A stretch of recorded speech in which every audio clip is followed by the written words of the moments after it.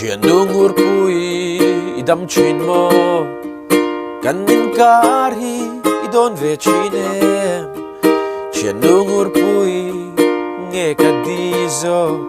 kay mavanga liam tam tak tuar tu kan in ton hun na fu lâu vange lung lam dam lâu akan om tak le thiam lâu na zong zong kay min bella thin rim mata po min lan ro o kadu berle dam na ero nang ini mintiriang tule kan ngat na po nang ini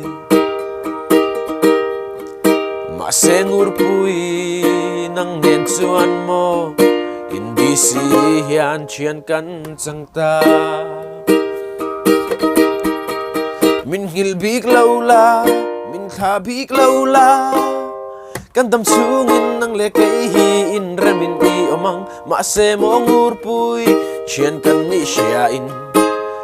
ramri kham chin ero zong kan siya ta chu maase kan ngai chinche o kadu berle dam na ero nang ini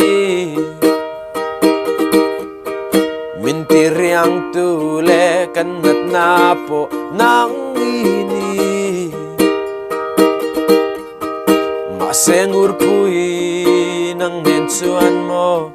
hindi siyan chiyan kan sangta.